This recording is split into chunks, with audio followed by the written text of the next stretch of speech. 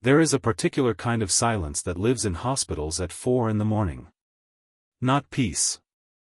Not rest. Something heavier than both, the silence of people holding their breath, waiting to see which way the universe will tip. I had been sitting in that silence for 92 nights. My name is Lucia Moretti. And for 92 days, I had been someone else. The platinum ring on my finger caught the faint blue glow of medical equipment each time I shifted in my chair. Heavy. Cold. Beautiful in the way that things built for someone else always feel slightly wrong when you wear them. It was my sister's ring. Valentina's ring. Given to her by the man sleeping in the hospital bed beside me, Lorenzo Ricci, who believed, with every fragile beat of his healing heart, that I was her. Valentina had been dead for 3 months. And I had been wearing her life like a borrowed coat, terrified of the moment the cold would find me anyway. Let me take you back to the beginning, because the beginning matters. It always does. Valentina and I were identical twins, same face, same dark eyes, same curve of the mouth that strangers used to find uncanny and people who loved us learned to read like different languages. But we were never the same person. Valentina was fire, confident, radiant, the kind of woman who walked into rooms and rearranged them simply by existing. I was the quieter one. The shadow twin. The girl who learned early to take up less space. We were not estranged, sisters rarely are, not entirely, but we lived in different orbits. She had Lorenzo, wealth, a world I observed from the outside with something between admiration and longing. I had my 2 jobs, my small apartment, and the kind of life that leaves you tired in ways that don't show on your face. Then the call came. The ambush. The triad hit the car on a dark street downtown, and when the smoke cleared, Valentina was gone, and Lorenzo Ricci was in a coma with machines breathing for him. I was still processing my grief when Isabetta Ricci arrived at my door. Lorenzo's mother was the kind of elegant that survives catastrophe, silk robe, wet eyes, hands that trembled only slightly as she held mine. She explained it with terrible gentleness. Lorenzo's doctors feared that learning of Valentina's death on top of his injuries might break something in him that couldn't be repaired. The trauma. The shock. The grief layered over physical devastation. You look exactly like her, Isabetta said. Just until he's stable. Just until he's stronger. Just this once. Just this once. Those 3 words have destroyed more lives than cruelty ever could, because they carry the comfort of limitation. They make you believe the ground you're standing on is solid. So I took Valentina's ring. I learned her laugh from videos. I practiced her walk in my apartment at midnight, bare feet on hardwood floors, teaching my body to move with a confidence I didn't own. I showed up at the hospital and I held a stranger's hand and I told the first of what would become hundreds of quiet, suffocating lies. I'm here. I'm right here. The machines changed their rhythm on a Thursday morning at 4:23 a.m.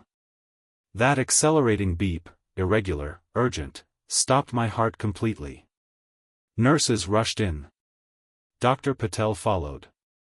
The room filled with the choreographed efficiency of medicine doing what medicine does, and I sat frozen at the bedside, Lorenzo's hand still gripped in mine, unable to let go even though every rational part of me screamed to run. Mr. Ricci, if you can hear me, squeeze the hand you're holding. His fingers pressed against mine. The sensation traveled up my arm like electricity. Equal parts miracle and disaster. When his eyes finally opened, dark brown, nearly black in the low light, exactly as I'd memorized from photographs, they searched until they found my face. And in them I saw something that gutted me entirely, relief. Pure, uncomplicated, devastated relief. Val. His voice was barely sound. Rough from months of silence. But the name landed with the weight of everything it contained. I'm here, I whispered. Because what else do you say? The lie had already been built around us like a house. Walking out now meant leaving him in the rubble. Over the days that followed, the hospital room became a revolving door of doctors, therapists, family members, and quiet moments where I sat alone with a man learning to return to the world. The neurologist confirmed no significant brain damage. The physical therapist outlined aggressive rehabilitation. And Lorenzo, when consciousness allowed it, simply accepted my presence the way you accept sunrise, expected, natural, inevitable. His family arrived in waves. Isabetta, tearful and grateful and not entirely unguilty of what she'd orchestrated. And Anthony, Lorenzo's older brother, who appeared on the second day and took up residence in the corner of the room like a shadow in an expensive suit. Anthony watched me. Not aggressively. Methodically. The way a careful man catalogues risk. "You're holding up well," he said on the third day, his voice carrying no particular inflection. "I'm doing what anyone would do," I replied. "Most people would have left by now." His blue eyes tracked my hands adjusting Lorenzo's blanket. The shock. The uncertainty. Most people wouldn't sit vigil for 3 months beside a hospital bed. It was a test. I understood that even as I answered. Everything with Anthony would be a test. "I love him," I said. And the lie tasted like ash. 2 weeks after Lorenzo opened his eyes, he came home to the Ricci Mansion's private rehabilitation wing. And what had been a hospital performance became a daily life I had to inhabit completely. Breakfasts with the family around a table built for 20. Business meetings where I sat in Valentina's corner, decorative but observant. Evenings spent locked in my room, spreading Valentina's photographs across the bed like evidence, studying her tilt of head, her laugh, the precise shade of burgundy she painted her nails. I bought 3 bottles before I found the exact color. I practiced her gestures until my shoulders ached. I was becoming someone else. And the most terrifying part was how natural it was beginning to feel. The exercises were where we were most alone together. Patricia, Lorenzo's formidable physical therapist, pushed him through sessions that he then extended long after she left, too stubborn and too proud to end on anything less than exhaustion. I stayed. I helped with the reps, adjusted his posture, counted his progress. One afternoon, his arms gave out mid-push-up. He crashed to the mat. And before I could speak, he was on his feet, hitting the wall with his fist. Once. Twice. 3 times. The impact split his knuckles open. "Lorenzo, stop," I grabbed his arm. He froze. Chest heaving. Eyes wild with something that looked dangerously close to despair. I guided him to the weight bench. Retrieved the first aid kit I'd learned to keep stocked. Cleaned the wounds with careful hands, gauze soaked in antiseptic, bandages wound with practiced efficiency. "You're good at that," he said quietly. "Too good for someone who's never had medical training." My heart stumbled. I learned after the accident. I wanted to be prepared. He looked at me for a long moment. "You've thought of everything." The gentleness in his voice was worse than accusation. Later, when his knuckles were bandaged and the rage had burned down to something quieter, he said, "I don't deserve you." He was right. But not in the way he meant. The Russian meeting changed everything. Lorenzo had asked me to sit in during negotiations with suppliers, Dmitry Volkov and his associates, broad-shouldered men who carried themselves like people accustomed to violence. Midway through the discussion, Dmitry's second leaned to his colleague and murmured something in rapid Russian about skimming percentages when the boss wasn't watching. "That would be unwise," I said, in flawless Russian, before I could stop myself. "Mr. Ricci has excellent accountants." The room went utterly silent. Every head turned to me. Dmitry's expression cycled through surprise and calculation. His colleague looked like he'd swallowed glass. And Lorenzo's face was perfectly, dangerously still. "You speak Russian," Dmitry said carefully. "I've been learning," I managed. "After the attack, I thought it would be wise to understand what our international associates are saying. Lorenzo's fingers drummed once on the desk.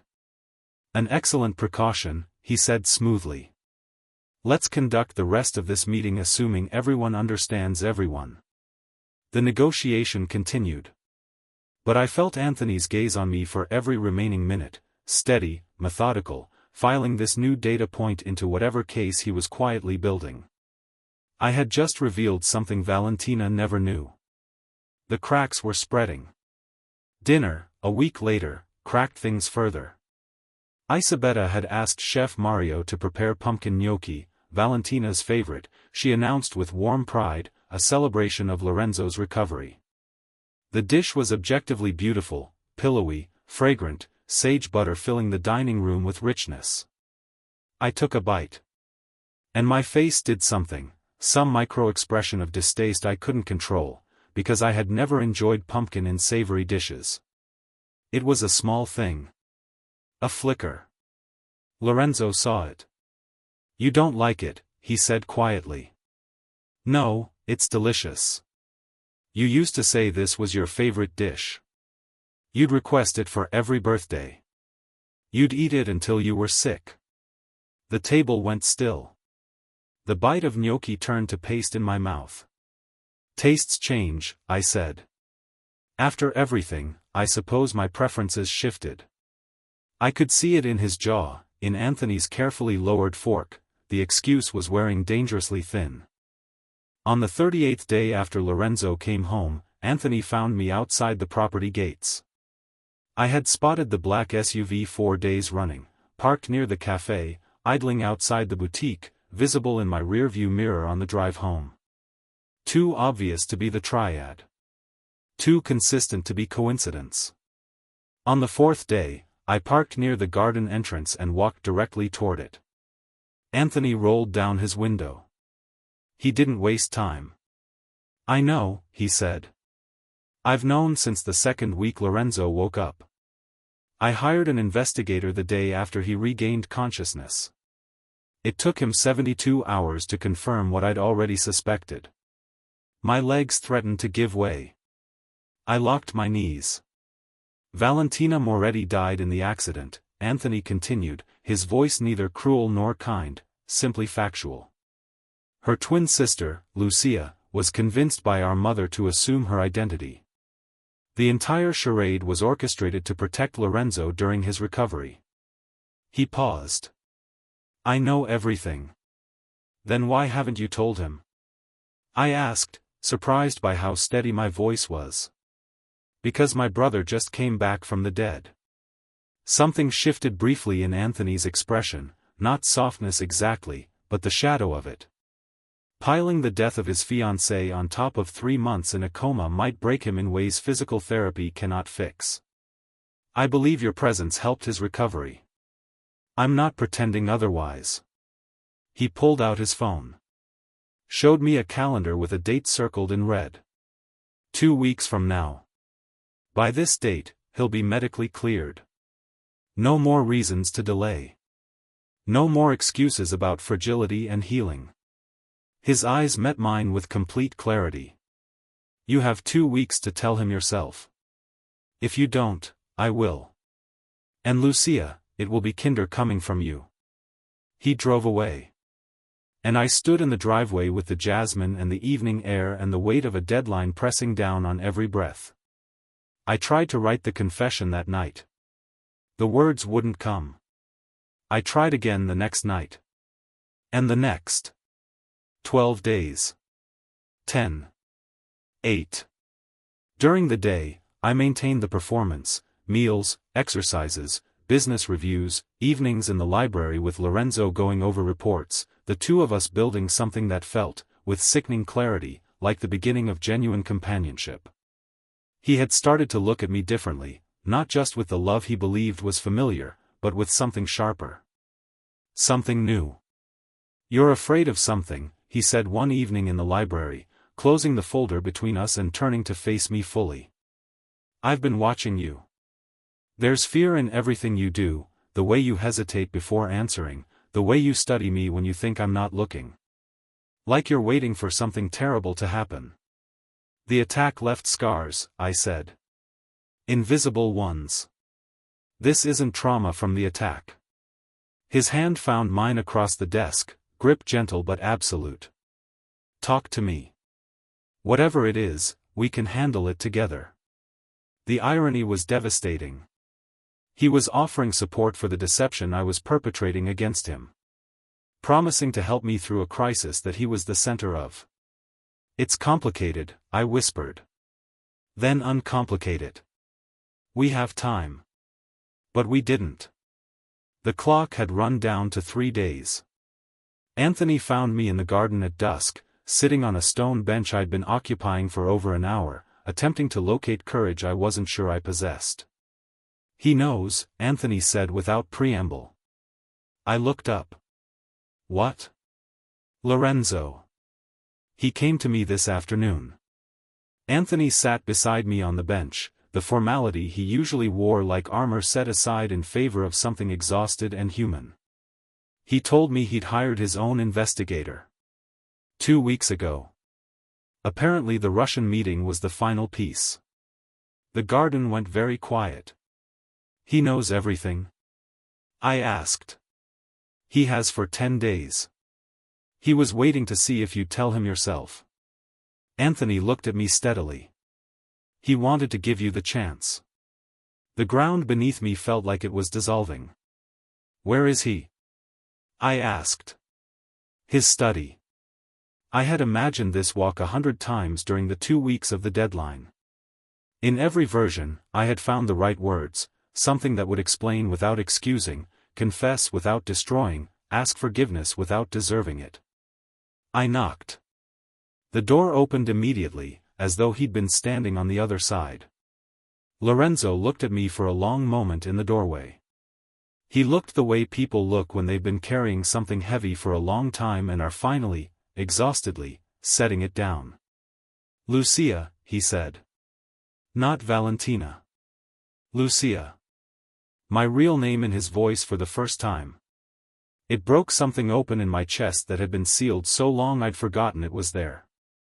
I'm so sorry, I said.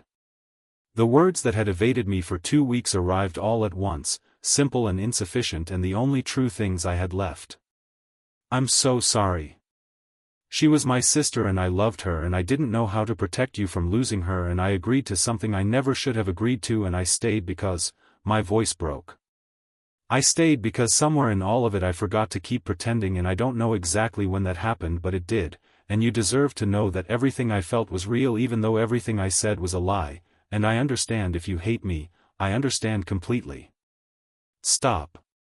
His voice was quiet. Not cold. Not angry. Something much harder to read. He stepped back to let me in. Crossed to the window. Stood with his hands in his pockets looking out at the garden where Anthony and I had sat an hour ago, the last light of the day turning everything amber. I knew something was wrong from the first week, he said finally. The way you moved was slightly different. The way you listened was different, deeper, somehow. Valentina processed things quickly, externally. You process inward. I noticed it and I told myself it was trauma. That everything had changed. He turned from the window. But then I found myself looking forward to your ways of being different. The quiet observations. The Russian, which she never would have learned. The way you didn't pretend to love the gnocchi. Something that might have been the beginning of a ruined smile crossed his face. I started to realize I wasn't grieving the loss of what I knew. I was discovering something else. Lorenzo. I loved Valentina. His voice was steady, deliberate. I want you to know that. Genuinely and completely. And I will grieve her properly, when I've had time. She deserves that. The room was very still. But you are not Valentina. He crossed toward me slowly, and his eyes, those dark eyes I had memorized from photographs before I knew what they looked like when they were actually looking at me, did not look away. You are the woman who sat beside my bed for 92 nights. Who learned my medications and my physical therapist schedule and my business associates and 3 bottles of burgundy nail polish. Who cried when you thought I was asleep and held my hand when you thought I didn't notice. He stopped in front of me. You are the woman I actually know. I was crying. I hadn't noticed when it started. You should be furious, I managed. You have every right to be furious. I am furious, he said simply. I'm furious at my mother for orchestrating this. I'm furious at myself for not pushing harder when I suspected. And yes, a pause, I'm furious at you, for every lie, even the ones that felt like kindness. He exhaled. But fury isn't the only thing I'm feeling. What else? I whispered. He reached out and took my hand, not the hand with Valentina's ring, but the other one, bare and ordinary and entirely mine. I'm feeling like I need to know you, he said. The actual you. Not the performance. Not the costume. You. The ring was returned to Isabella that evening. A small, private ceremony of sorts, the Ricci family gathered in the sitting room while I placed the platinum band on the table between us. Isabella wept. Anthony, unexpectedly, apologized, for the surveillance, for the pressure, for his mother's impossible scheme. Lorenzo sat beside me, not touching but close, a proximity that felt chosen in a way the past month's closeness had never been. There was no fairy tale resolution that night. There couldn't be. Valentina was still dead, and that grief needed to breathe. Lorenzo had months of rehabilitation still ahead, and the truth of his loss to process on top of it. Isabella would need to reckon with what she'd done.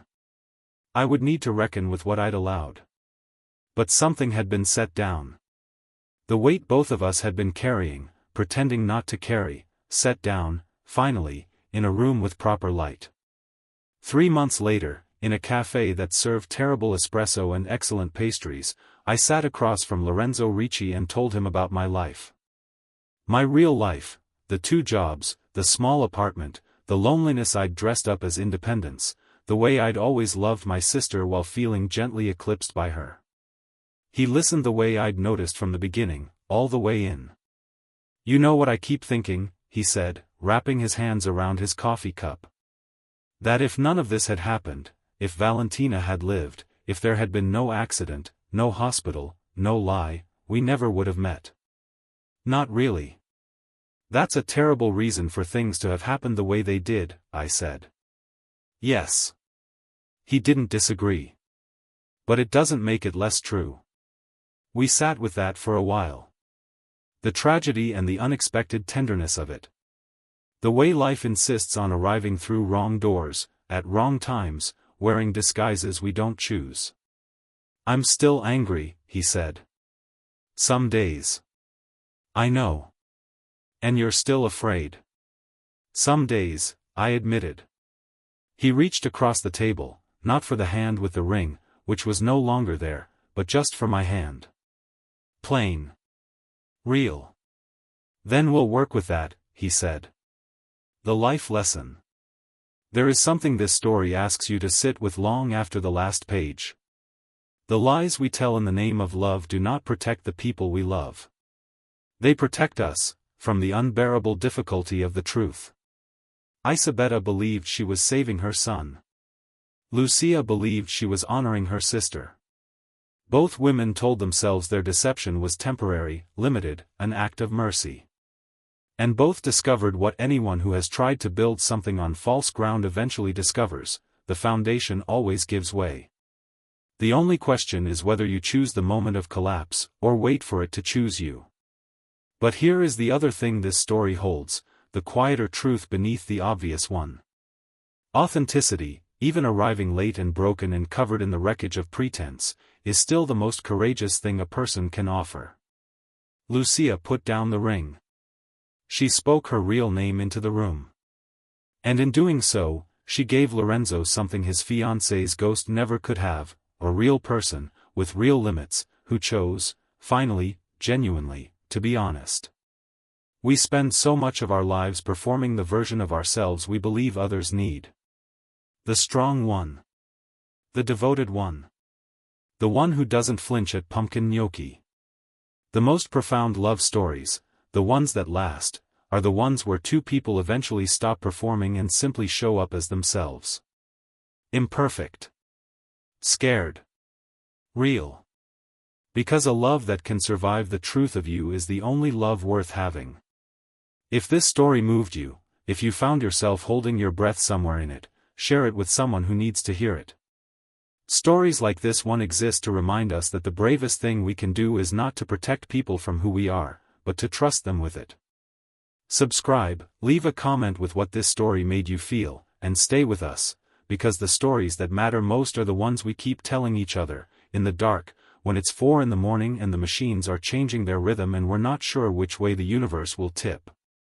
Until next time.